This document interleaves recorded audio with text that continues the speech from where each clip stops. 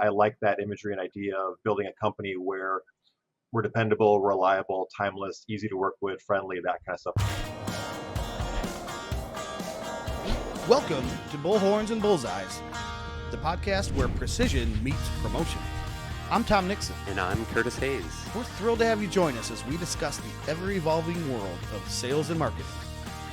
Every week, Curtis and I bring our own specific experiences and expertise, along with a special guest who has stories to tell and lessons learned to share.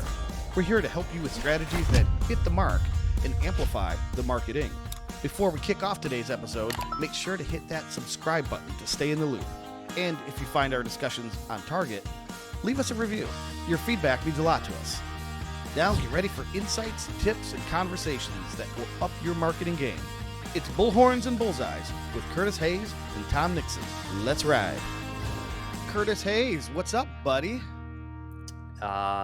Man, just rolling podcast after podcast, week after week, just having fun.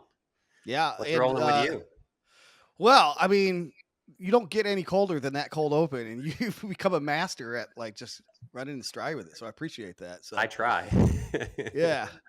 Well, we are going to welcome everyone back to the Bullhorns and Bullseyes podcast. We are going to welcome a new guest shortly, who is sort of a buddy of yours, and we'll explain what we mean when we get to that point. But we got a great topic today because it's this question that we get all the time. It's the hardest thing to answer. A lot of times we're asking the client the same question, and they don't have a good answer, and that is, what should my budget be for a new website? Tell me your budget. Tell me your budget. Yeah. Do I have a budget? Do you have a budget? Yeah. We don't have a budget. Okay, it's 50,000. Oh, that's too much. Oh, so you do have a budget, right? We just have to figure out what it is. So. We just have to figure out. Yes. Am I low or am I high? So, and right. You can never. You asked me to say a number. I can never come lower than.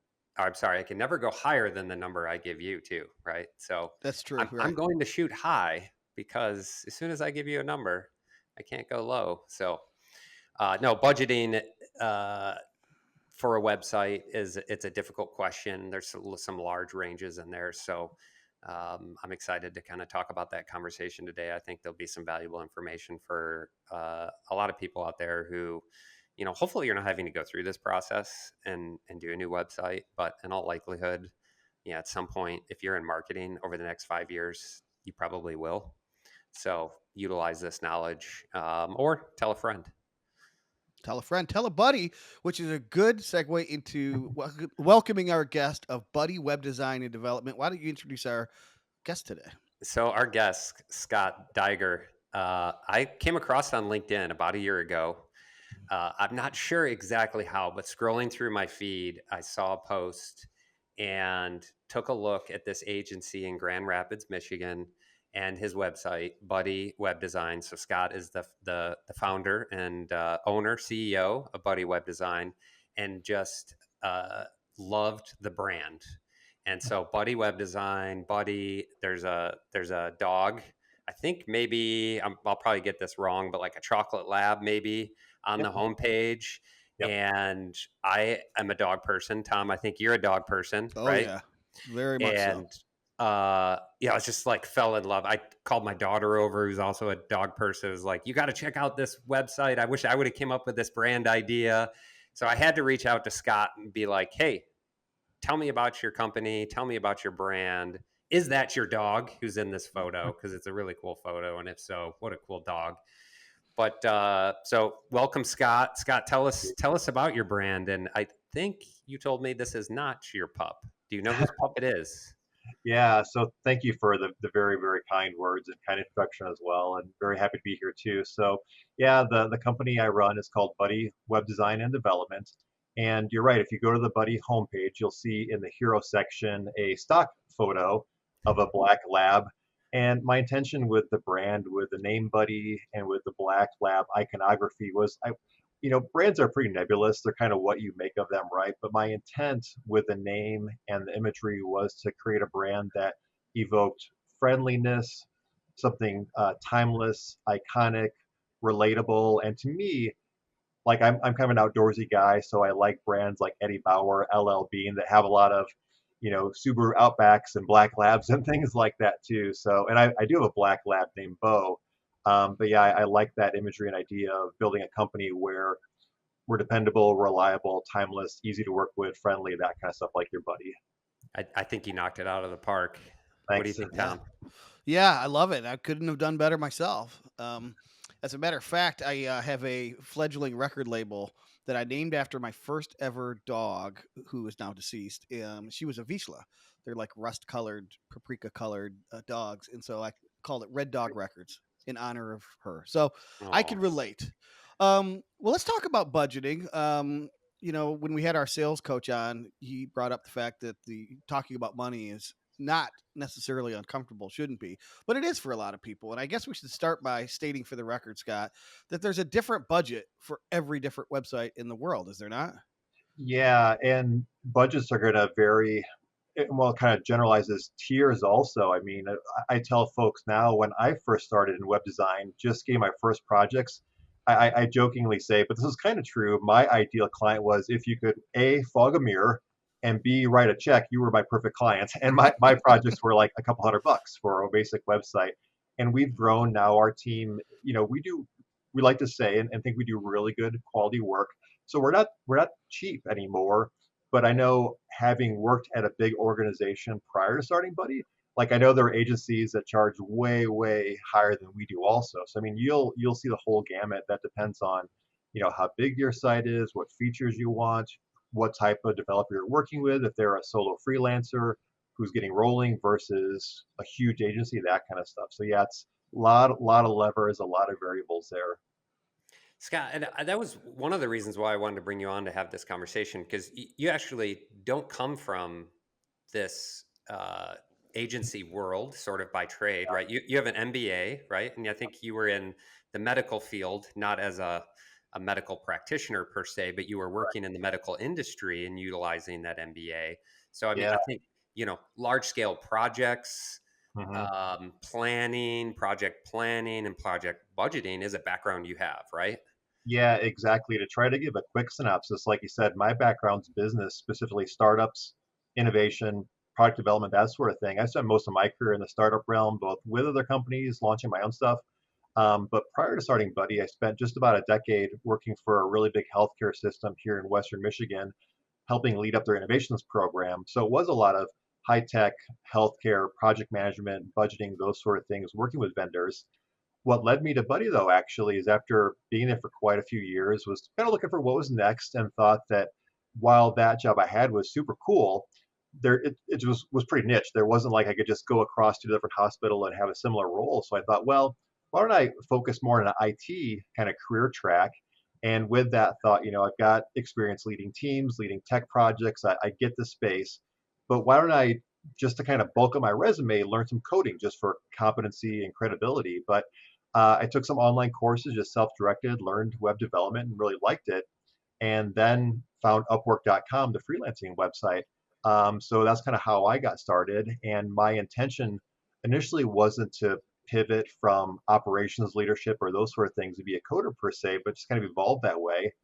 And Buddy grew to the point where now I've got a team of developers. So it's funny, I kind of went from operational tech leadership to development, now back to operational leadership in the space too, but now running an agency. So you're right, that's how it came. But it definitely, from budgeting and having conversations with clients, I definitely approach things from a business operations, business owner standpoint first. That gets the tech side, but doesn't get bogged down with all the tech speak and that kind of stuff. Right. Yeah. Well, And that let's was actually, help. Oh, go ahead. go ahead. I was going to add that it was interesting transitioning too. I was going to share that one thing I heard a lot in my first sales conversations from clients was, Scott, when I talk to you, it's interesting because you just speak in layman's terms, whereas I speak with other developers who are freelancers at that point too. That was my direct competition, who will so quickly get into tech speak and just lose folks. And it was interesting learning how, understanding budgeting, what it's like being a business owner, that made a huge difference just for rapport, understanding that kind of stuff. I'll say I had a similar experience because I came from IT help desk background. So I was interfacing with users all of the time, trying to not do tech speak, but bring things to layman's terms, explain it so they could understand it, but then fix their problem, which is all they really cared about.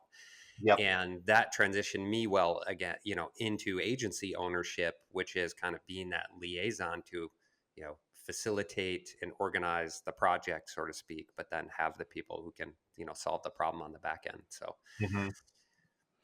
Wait, all right, guys. So let's help somebody listening figure out what their budget would be for the hypothetical website that they are considering. All right, for their own company. And I said at the outset, there's a different budget for every website. Right? There's everything from free, right, like a Wix and a Weebly, and I'll put free in air quotes for the listeners because you have to consider costs being trade offs and things that website can't do that you might need it to do. And then there's 7-figure websites or more, right? So that's a huge range. All right. So that's not helping anybody. Um, where do we start in terms of, for me, and I'll pose this to Scott. I think that the listener, the user, the prospect who's considering a website first needs to put in their mind that I hope it doesn't go over this amount figure, right? Like, Yeah. what is the upper limits of your appetite? Because that's going to help the developer bracket a scope of work, and then ultimately, or sorry, simultaneously, what does this website need to do?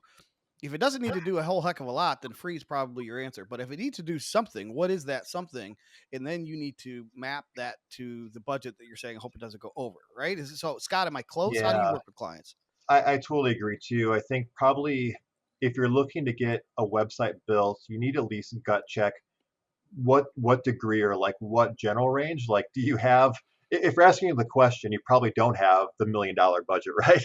So more Sure. realistically, 80/20 rule, you're thinking, do I have a budget or is this have to be just dirt cheap? Like I'm starting a business, it's bootstrap, like I've got to just check the box, website done.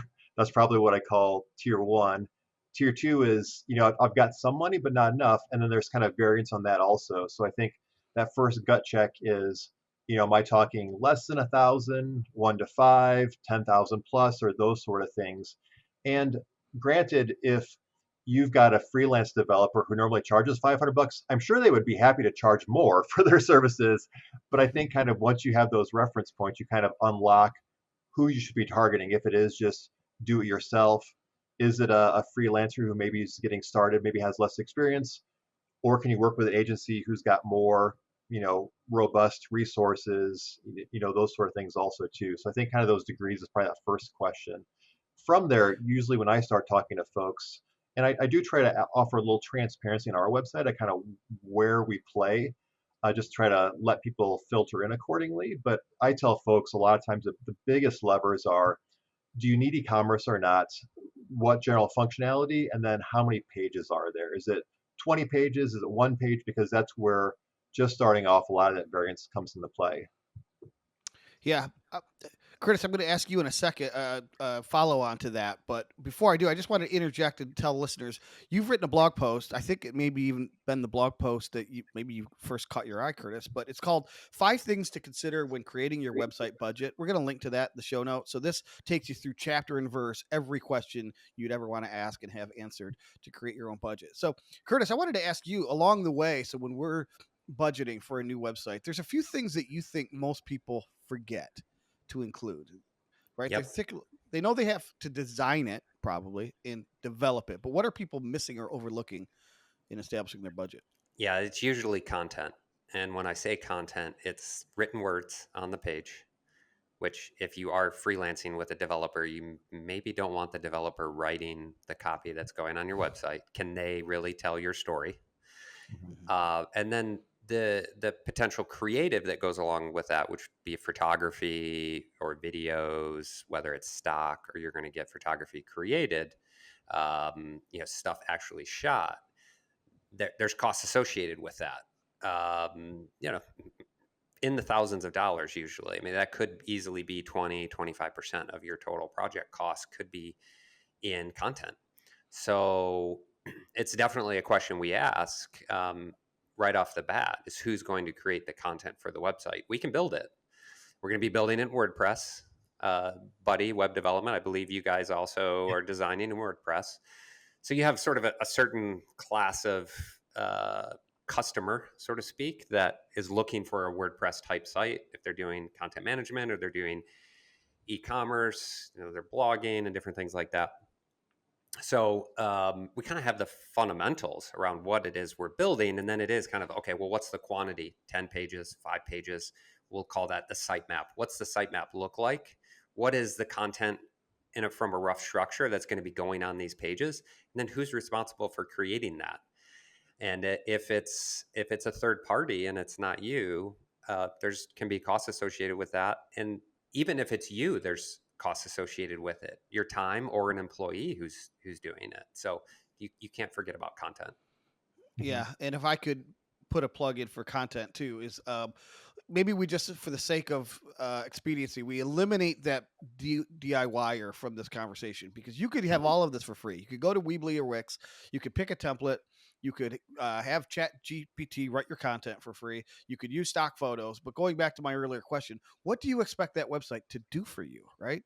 It's Mhm. stock photos, a pre-designed template, and words that you haven't written that don't mean anything to anybody. So I think we need to move beyond that for the sake of this argument, Scott, and say, let's Mhm. talk about the 5,000 to 25,000 range, maybe, and see if we can Yep. hone in from there. Okay.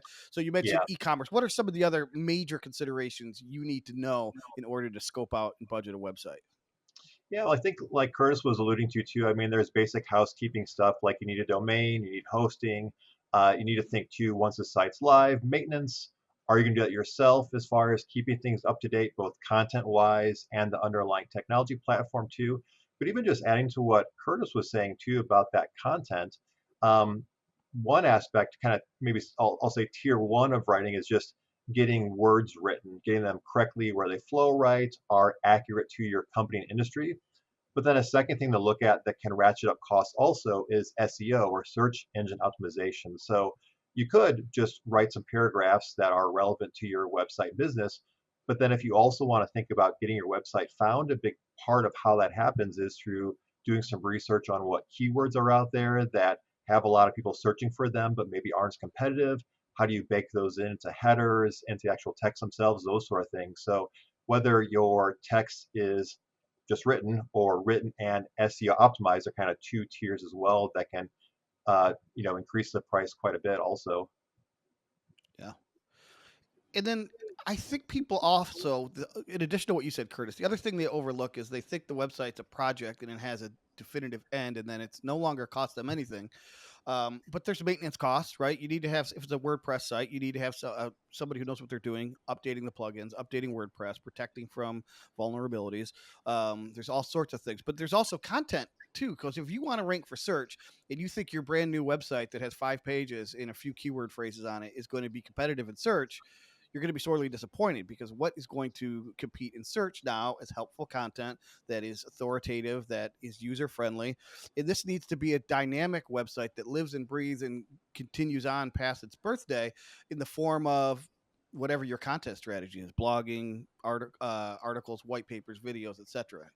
Isn't that true? What That else are is, people missing? Yeah. yeah, no, that is true, especially in the B2B sort of lead gen world that we operate in. Is you're going to need to have people who are updating content on a regular basis. They're serving content out to your users. Now, we want to make that easy to do. And then oftentimes we train our clients how to update and create a new blog post, or change content on the website. Scott, I think you guys are using Elementor as well, right? Yep. Which is a page builder inside of WordPress. Makes it very easy and user friendly for customers Even to I can update. do it. Even you can do it, Tom. Yeah. But what I can't do is the writing prior to that, right? So we've got to you got to pay sort of this upfront part to get this stuff set up properly, and then your team's trained so that Mhm. you can create content post launch. To add to that too, even if you say, hey, we as a team, we're going to do the blog writing going forth and those sort of things, to do things what I'll loosely call the right way, you'll want to be deliberate as you write blog posts, doing things that are topically relevant for your brand and are helpful for your customers, but also being cognizant of the keywords too. So you might also want to factor budget wise into not just, hey, no cost for writing blogs because we'll do it. But if you're going to research what keywords, you might want to subscribe and manage your SEO through SEMrush or Ahrefs or one of those tools also, where it's another monthly or annual expense too. Just use a tool to see what keyword should we target, how are blogs tracking, where are they in Google results, those sort of things too. And SEO, gets into its own beast and own wormhole as far as budgeting, how that works, those sort of things. But that is one more thing too. Like you said, once the site's live, it's not necessarily done. It's part of that ongoing marketing budget and that bigger picture of how are you driving folks to your site and drawing people in. Yeah, I think people need to seek out like a very honest consultant who can tell the prospective website purchaser, buyer, builder, whatever, what the table stakes are and what the all-in like Cadillac could be or should be. Because I'd like to ask you both a question, and I'd like you both to answer it. And that is when a company comes to you, they have an existing website, and it's just not performing, or they can't tell you what's wrong with it. It just they don't, there's a feeling that it's not working. Their traffic's not there, the leads aren't there, whatever. What are some of the most common things that you find that people have overlooked, probably to save budget, that are now they're either paying for because the website's not drawing in business, or they're paying a new developer to add on because they neglected it the first time around? Who wants to go first? I'm gonna let Scott go first because he's our guest, but I do have some good ideas on this one. Yeah, and this is it's a really tricky question too, because I've got that question once in a while, and it's you need to think really holistically about things. And this is where, kind of circling back to the first part of our conversation, you put the business cap on more so than just the website. I mean, there are some website things you can look at, like if you look at the homepage, for example, or landing pages, does it look nice? Do they look like a good, credible business? Is it clear right away what they do and what the value proposition is? Is the load speed appropriate? Are you waiting forever? Is it mobile responsive? So there are some like technical UI type things you can look at as well. But then at a more macro level too, you think about the positioning, because even if a website looks good, it functions well, it has pretty pictures, if you're not offering a product that's a good value proposition to folks, doesn't matter. They're not going to click through if your prices are way off or people just don't care. And then you think about too, how are you driving folks to the website? Are they finding you through, are you relying just on SEO? And as we probably all have known, if you're following SEO this year, Google's had a lot of algorithm changes and a lot of people taking big hits, so that could drive things. Or are you using pay per click, or is it referrals? So for me, if somebody is looking for a website audit of like, hey, why isn't my website getting the results I'm looking for?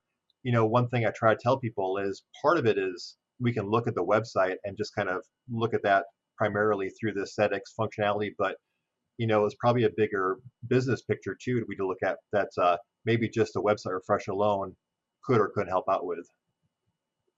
Great. Curtis, Yeah, so ideas.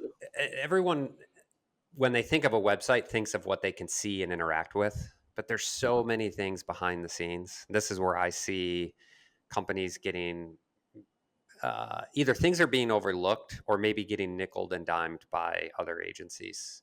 So I'll give some examples, which are directly from the question you asked, right? So analytics is often overlooked. They just slap in a plugin, throw in a analytics code, and think they're collecting the right data. They're collecting some data, but is that the right data that's going to help that business know whether or not the website is performing appropriately, whether they're meeting their marketing goals, whether that's tied into other marketing channels and they're pushing conversion actions and those types of things to Facebook and Google and all of that. So measurement is a huge piece, which is very much overlooked. And that's tying into a lot of other technologies. So just talking about analytics and cookies, you now have cookie consent banners. That's not just a pop-up that is informational. That their cookie consent, proper cookie consent, is integrated with a third-party tool that actually allows the user to control the cookie behavior so they can opt in or opt out of specific cookies. And it does auditing on the back end. So there's costs associated with those tools, subscription costs, as well as the setup itself. Then we move into accessibility. Does your website need to be compliant for people with disabilities, people who might be using a screen reader, or have vision issues and you have color contrast issues on your website? So I just had a client who was going to get charged by an agency additional on top of their web development cost to make it compliant. Again, I think you have to, outline likely what all your needs are. Hmm. And that needs to be a pretty detailed list. And then when you go to that agency, make sure that all that stuff is going to be part of a package. Tom, we just did an episode with sales and contracts. Like, look at that contract and everything that's included, because the last thing you want to do is agree on a budget, sign off on a project, only to find out there's a whole bunch of things you wanted but didn't articulate appropriately, that now that individual or agency is going to charge you extra for, but you need them. Yeah. Or you Hmm. thought were included, Or but you thought because were included.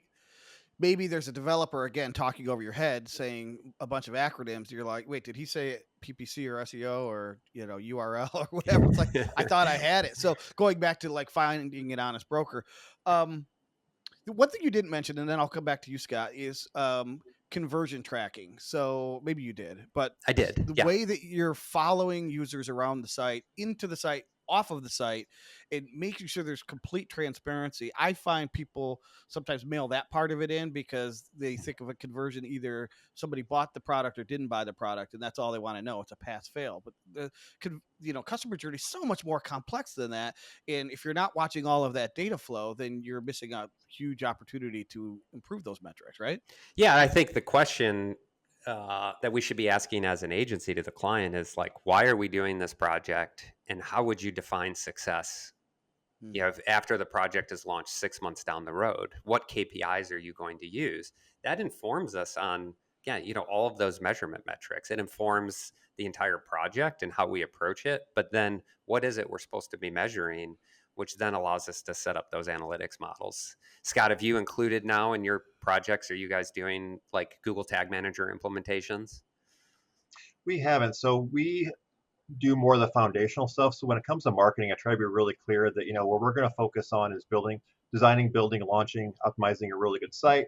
When it comes to SEO, we'll tee things up for that foundation. So, speed, responsiveness, using headers, those kind of stuff as well. But I try to Yep. really delineate, if you want help with that ongoing stuff, we're more of a web design development shop, and we do some SEO work as well, but we really don't get into the metrics of marketing, that kind of stuff as well. Maybe down the Right. road, but not right now as much.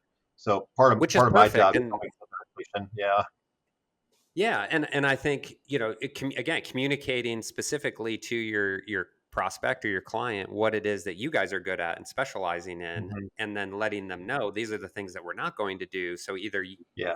do those internally, or we'll help you find resources to help you implement those things and do those things. But they definitely end up part of the conversation somewhere um, And, in the and Yeah. process. And I speaking, think yeah, one of the things we definitely don't want to have happen, both for ourselves or for an agency or a customer too, is you work together for several months, you spend all this time, money, then they launch a site and they're like crickets. Like, why is this working? So I mean, it's really important to be clear up front as what we're going to do, how to make it successful, what we're not going to do, just all those sort of things. Because I do think there's a fair amount of folks that are in the kind of you build it, they'll come mentality, and that's not how it works. You can have a great site, but it's still got to get found. It's got to attract. You've got to, be driving conversions, all those sort of things, also that we're talking about here. yeah. My piece of advice on budgeting would be to consider the budget as like an ongoing dialogue. So if you get a quote back from Curtis or Scott is $18,000, and the number that you neglected to tell them was I can't go over 10.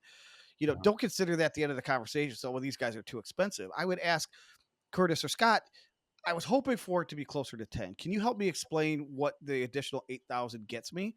And are there Mhm. things, what if I start taking those things away? What are the trade offs? And then there's clarity around, well, maybe the website should be 18,000, or maybe a competitor quoted 10,000, but they didn't include XYZ, all these other features that now I understand from Scott and Curtis are critical. We just Um, ran into this exact example, Tom. We were quoting a prospect, and the prospect came back, said, I'm comparing your quote to another quote, apples to apples. You guys included a bunch of back end technical pieces that they're excited about, but we didn't include marketing strategy. So but hmm, they asked for, well, what would strategy look like if we worked with you guys? Can you help us Mhm. with that? So then we had that conversation. We amended the quote. So I think that was good due diligence on the prospect side to say, Mhm. let me compare and let me make sure that what it is I'm getting at the end of the day is what I'm looking for, and are the prices I'm getting from these different companies comparable? Yeah. Hmm. And I think there was probably the realization of what Scott said earlier, which is the website isn't just a discrete like asset. It's part of an overall business strategy and discussion. So I think it was like, all right, we're going to invest this much in that, but why are we doing that? Because we haven't even established what our marketing strategy is yet, right? So it's like, how do we build a website if we don't know what the marketing strategy is? Well, good question. So Scott, I just wanted to give you a chance to plug something. You announced in April, going back to affordability and being flexible, these new grow as you go plans. So tell people what those are and why you decided to unroll them. Yeah, we've actually so in the spring we rolled out what we call grow as you go plans. They're basically all in one. I think I'm actually going to rename it all in one because it makes a little more sense. But essentially, what we're trying to do is, as we were talking about, a website's not just a build it and then it's done. It's this ongoing thing. What we're trying to do through these all in one or grow as you go plans is basically make having a great website an affordable part of your monthly marketing budget. So instead of saying, hey, I'm going to spend $10,000, $18,000 up front for this big site, basically what we're doing is just making that a monthly subscription program. So in our plans through Buddy, basically what you get through a monthly fee that hopefully fits nicely in a marketing budget is we'll build the site, design and development, test it, optimize it, help with hosting. We can host the site if you'd like us to, then also offer ongoing maintenance and updates. So basically what we'll do is get up and live to your custom specifications, the way you want to look. Behind the scenes, every week we'll go and update plugins, the underlying technology, so it's always secure, up to date. If you want any content changes down the road once it's live, just email us. We'll swap in new text, add a team member, those sort of things. But basically, what our hope is if you're a company where, let's say you're a roofer, for example, if you just get one more new lead through the website that we're managing for you, that covers the cost, of the website also. So And then yeah, some. so yep, and then some hopefully too. So just trying to make it really affordable for folks and offer really good service and kind of foster those long-term relationships. But yeah, if anyone listening is interested, you can check out our website at buddywdd.com, and I'm guessing there'll probably be a link from the blog post as well too. Yeah, thanks for the chance to Absolutely. share about that. Yeah. All right, Curtis, any final thoughts of budgeting words of advice before we thank Scott and let him get back to building awesome websites? Well, I think that's a smart move by Scott. I do something somewhat. I offer what I call a managed service plan for your website. Very similar. I'm now standing behind a new website development. I'm actually, as part of the cost, I'm providing a whole year of support. So you launch a website, I'm standing behind that website for an entire year. Anything goes wrong with it, plus I'm going to update it. And then at the end of that year, if you're confident you can handle things on your own, great. We'll leave you to it. Otherwise, you can move into one of those managed services plans. So I think it's a great idea, Scott. Your model's slightly different than mine, but we've got slightly different business models. But at the end of the day, the focus is on that um, planned cost that Hmm. the client can put into their marketing budget, that they're Hmm. not then uh, you know we don't want them to have surprises, basically, Yep. right? So if they can plan their costs on a monthly basis, yearly basis, and they don't have surprises, they're going to be a happier customer. So that's the idea behind these types of things, is so they can plan them better. So I think that's a really smart move. So Yeah. yeah, no, I really appreciate you coming on, Scott, today and having this conversation. Like I said, you do great work. I see the sites that you post You. on LinkedIn, helping a lot of local businesses in Michigan, and I'm sure beyond Michigan. But really sharp design work. Thanks. And I know the back end's great. I've seen the Elementor work and stuff that you're doing. So keep up the great work and making other Michigan people proud of the agencies that are here in Michigan. Yes, Thanks, and sir. definitely want to give an obligatory shout out to the Buddy team members too, because as the company's evolved, I'm definitely out of the weeds a lot more so. So I think the compliments are definitely a reflection of the team members we've got with Buddies too. So thanks for saying that. I really appreciate it. Yeah. Great.